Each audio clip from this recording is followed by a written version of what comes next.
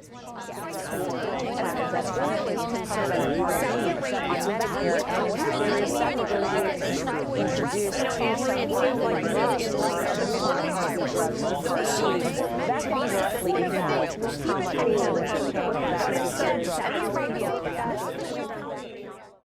I'm really glad that you are accepting my invitation for this journal art program, and especially showing your sabotage work, how started and how you are developing this project. Then we can talk about every single video that I posted on journal. Sure.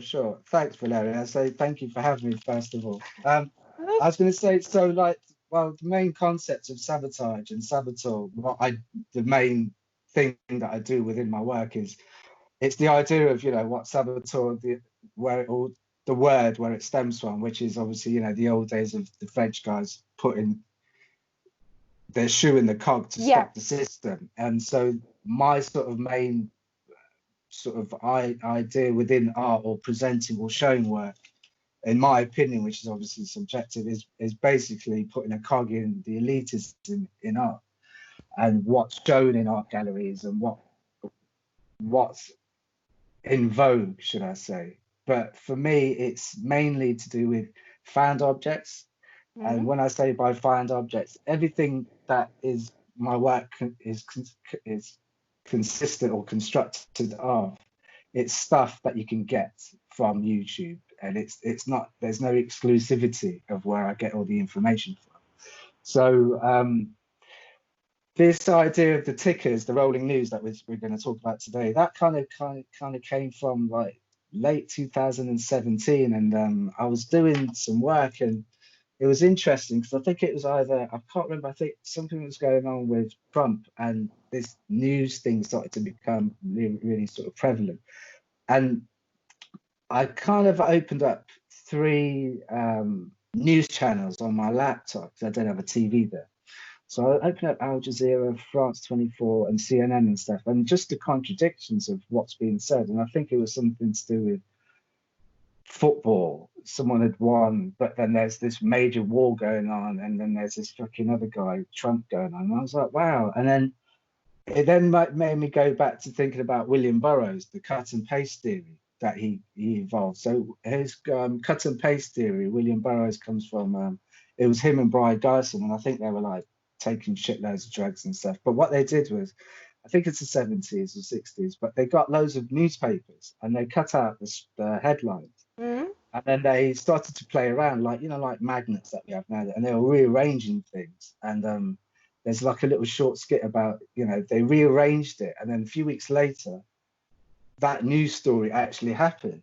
And so it's sort of, looking into the media, I think it's Marshall McLuhan and other people who sort of theorize to do with what the media is and how it works and stuff. And it was like, every time I was looking at the tickers, it was like, they were so interesting how people were sort of saying stuff and sort of putting them, amalgamating them all into one. You can create your own narrative, which is inevitably, in my opinion, is coming true. So a lot of the stuff I did early, and I still do this, is live. So they're live tickers, what's happening right now on all the news channels. But the ones we're going to talk about are the ones I've actually searched for because of, so let's say the first one, which is the one that we're going to talk about, is the one to do with, so it starts with the coronavirus one. So it started off with, going on Amazon and then realizing how much fucking hand sanitizers were costing. And I was like, really? Yeah. And it was like, people charging £100 for this fucking thing. It's like £1. Yeah, I know. But that's the thing. And then it was like, I think the first one, it was a CBS news story, and they're saying they're price gouging, so they're raising the prices up. And so it started from there. And I particularly didn't want to do anything to do with the coronavirus. It was what's being said, what's happening, what's the underlying story beyond this, and what's happening. So that came through, and then I think at the same time, that's when Italy decided about the red zone, and I was like, this is fucking brilliant, because it's the first European country that have actually denounced this, and yet here in England, we're not seeing it as a pandemic as such. Yeah. You know, and it was almost like, this is Italy's problem, but it's over there. You know, it's over there. It's there. It's not here. You know, and it was this kind of thing. And then I started to look at the stock exchange, and then the stock started to go down and stuff. And oil prices were going up because in Nvidia the prices were going up and they were fluctuating. And then I looked at another, the France 24 one, where it said virus without borders. And I was like, that's fucking brilliant. The virus does not have any borders, and especially what's going on with immigration. We could talk about Salvini as well, and what was going on within that time. We're cleansing, we're ethnic cleansing. Is this ethnic cleansing now? Are we cleansing with our hands? We're sanitizing. You know, the metaphorical sort of symbolic things that's going on. Red zone, it's a wall, it's water, it's red. You know, this is a zone. You know, again, there's borders here. There's borders, and especially with the EU and Brexit happening, and people talk about immigration and, you know, border control. We have to have border control. Yeah. There's too many immigrants coming to England, or where well, in the rest of the world or the rest of Europe, everyone keeps talking about. And then what was funny was looking at all that, and then started to see sort of what was then going on in Hong Kong with the protesting. Yeah. And then they just passed this law. Sorry, I'm just looking down at it to remind myself. Yeah, no problem. And then I saw that Hong Kong court declined the injunction to suspend the anti-mask law, because they wanted that to come in because to identify people for facial recognition and so forth. But now this kind of pandemic thing happened, and it's almost like, why is that happening? And then all of a sudden you see Trump going on with the pricing plan for the drugs. Yeah. And this is all before it's a pandemic in the rest of Europe, apart from Italy. This is before anyone's thinking about vaccinations and so forth. And it's like there's a hidden agenda going on here. There's something happening here. And then all of a sudden, I think it's the Iranian health minister test positive for COVID-19. You've got to remember, before COVID, it was the Iranian thing going on, and like all this other stuff going on. Brexit was going on, but then this sort of overtook. And so the way I've sort of amalgamated them and constructed them are in a way of me telling a narrative of my interpretation of what's going on around the world. Obviously, this information, it's all available to us all. I'm not saying it's true, but sometimes it's interesting what they're putting on the tickers, what they trying to, what's the message that they're telling us, what are they trying to say? And it's going back to this sort of William Burroughs thing. And, you know, we can look at these stories, these tickers now. Yeah. And we can have a different look on it. Yeah. So now it's different.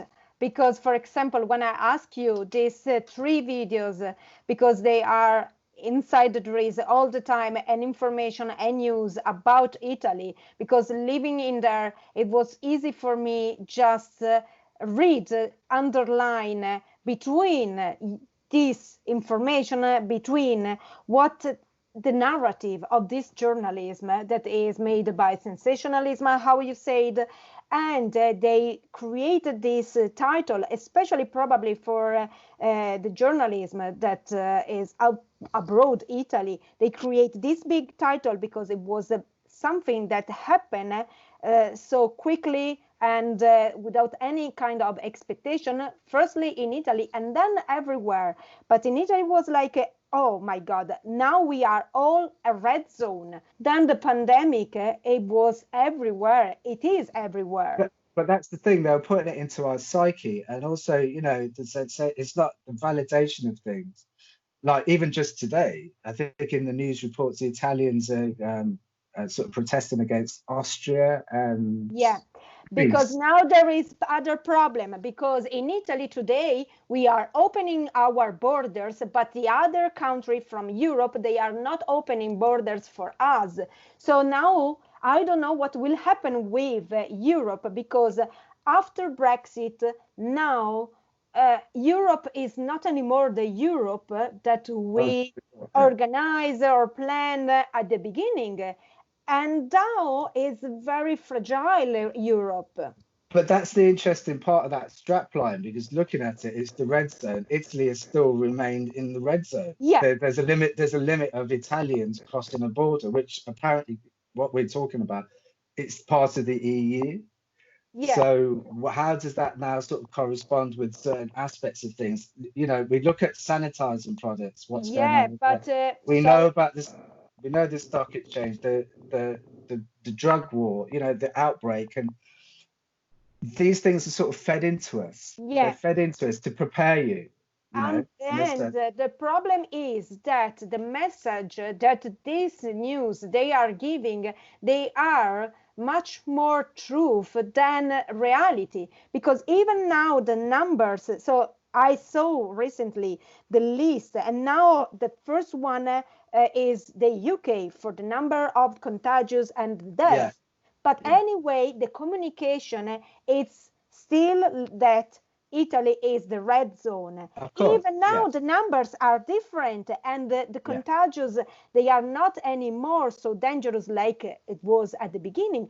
But with that communication so strong, really, they created this image of Italy that we cannot live anymore. So it's yeah. now I can see what you create in this video, something that is showing me the reality that this information they are stronger than everything else. Yeah, I mean, people can watch things for hours and hours. The news, everyone's like fixated on the news bulletins, especially at the moment. But the sort of ticker idea, when we look at it historically, and I think I'm not certain, I'm sure. Well, one of the major points when the tickers, the rolling bit was used, it was in '91 during the Gulf War, and it was like up to the minute bulletin. So Yeah, you know, we can't even. It's the guys. We've got it. We've got it for Reuters. Quickly type it in and make sure it's there.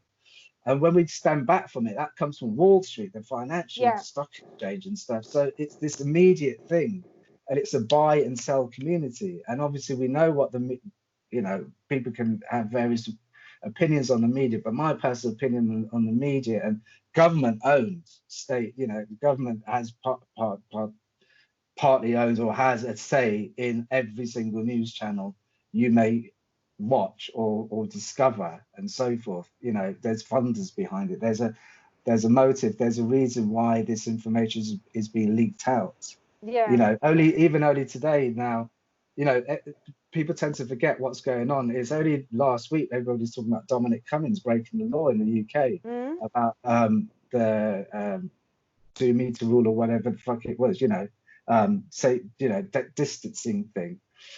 But all of a sudden, the news is paralyzed, and I'm not saying this is not happening, paralyzed by what's going on in America yeah. now. Now it's different again. But also because in the UK we're starting to protest, what happens is they bring out the Madeleine McCann story, which is she went missing all the way back in 2007 or 8, and they brought that story out. And it's funny that these stories seem to kind of come out when there's too much. It's the control mechanism, in my opinion, of how Yeah, things happen. And all these stuff that there's, and it's not like they're not telling us. It's sort of, it's, you know, going through a tooth comb, a needle in a haystack. It's all this sort of information, which I find fascinating, because it's almost dictating what's happening yeah. and on, and it's a universal message that's happening.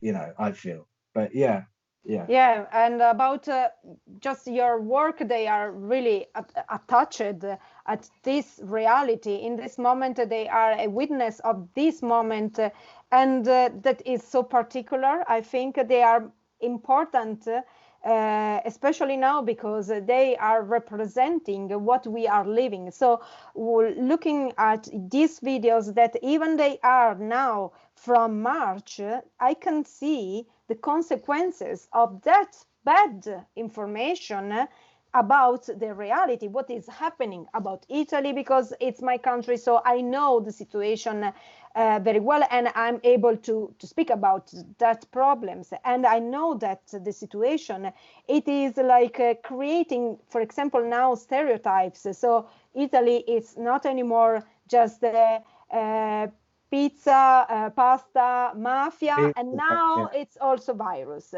And But so, also that's a really interesting point you're saying, you know, how you can relate to it.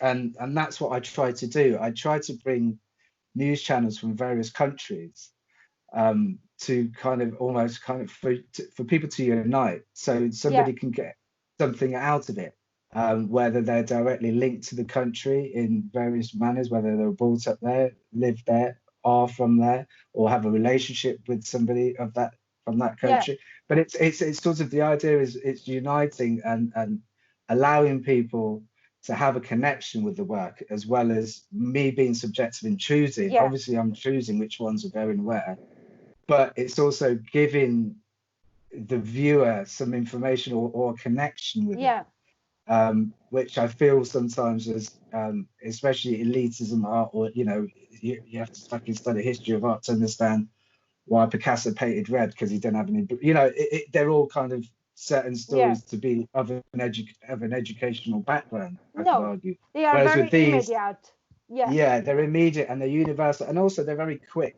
to do, in terms of the process. The thought process takes longer than to actually produce the actual mechanism I of can the work. imagine, because you have to read all this information in a certain way. You have to elaborate in your way, or just think about what you want to cut from the reality and just bring in your video, because you are like recording and freezing in that moment the reality of that moment. Because I can come back and see again in 1 year, I can see again your video and think, okay, at that time happened this, and happened so many other things, because now I'm focused on the Italian problems. But if I'm coming back now on your video, I can see again the problems that they are happening in America, for example. So it's something that is representing a part of our history. So it's a global history, the human history. So in a certain way, they are just an heritage. And also it's the idea of using modern tools, which is the internet, the YouTube, the laptop, Instagram, post it immediately. And that idea comes from futurism, futurist art, where the idea was embrace the technology and fucking use it, and just use it, instead of people going, oh, it's not like the old, and and it's an immediate response of things. But also it's time capsule and it's time frame. And like you say, you go back to it, and we're talking about something I did in March, and they're still quite relevant, I feel, some of the subjects, and they will continue to go on. And that's the idea behind it, because the amount of information we get, we see something and it's gone. And we'll probably see that for 10-15 minutes until they come up with a new breaking news, unless it's something that they really want to puncture your fucking brain with. But then time framing it and putting it and framing it and putting it into a composition, then revisiting it in years to come, it has another life. And that's the part of it as well. It's kind of slowing down the immediacy of information and pulling it back into something. And it could it could be viewed online, it could be wherever it's viewed or wherever it's been seen. It then takes on a different notion depending on where it is or where that person is viewing it from.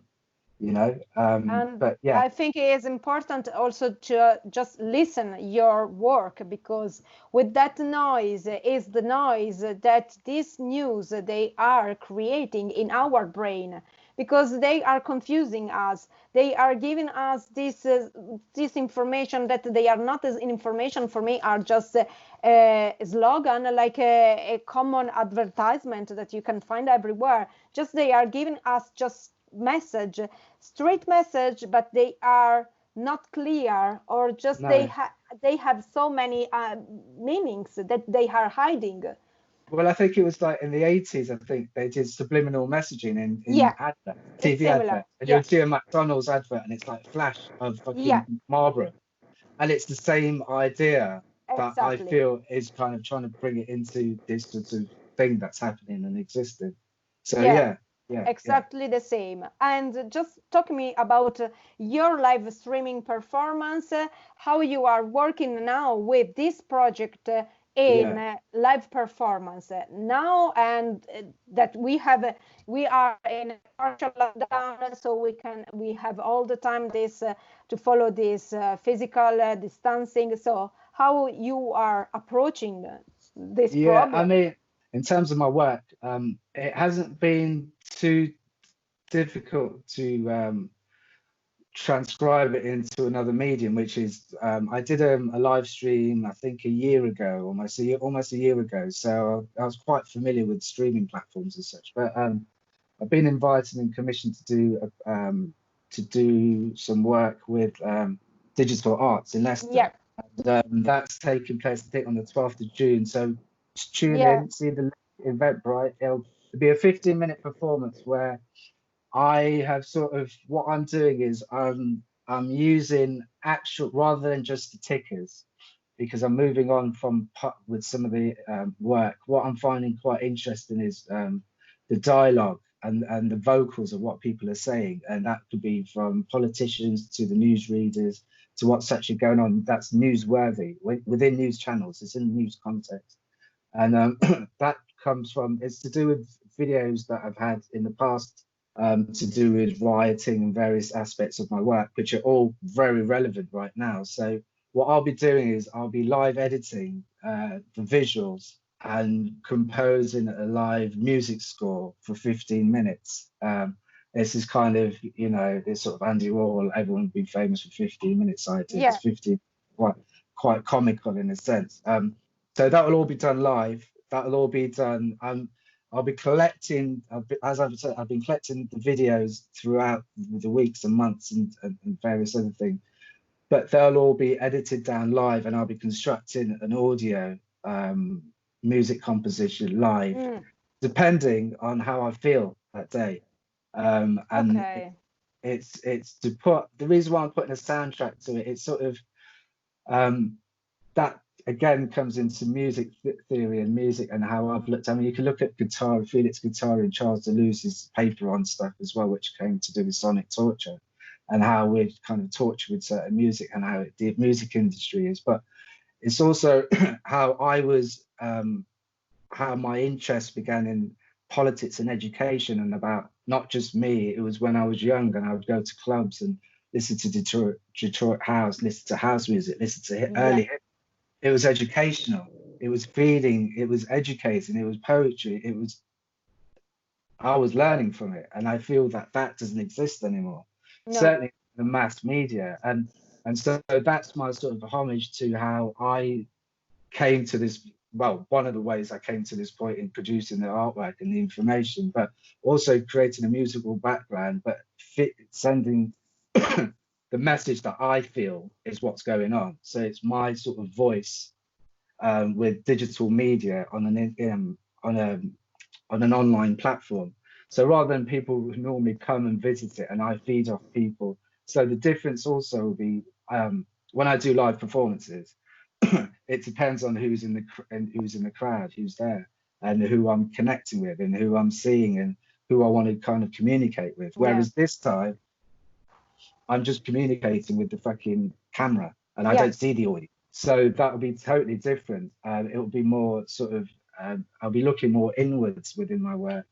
And so that's a very different part of something that I've not done before, which would be interesting to do, because as music and as DJs and stuff, you vibe off, or performative, you vibe off the audience. But it's interesting because it's almost this kind of, you know, Marina Abramovich's idea of performance remains and documentation is documentation of the work. It's not actual the work itself. Whereas for me, I've been thinking, well, the documentation will be the work for me to view now, because I'm performing it.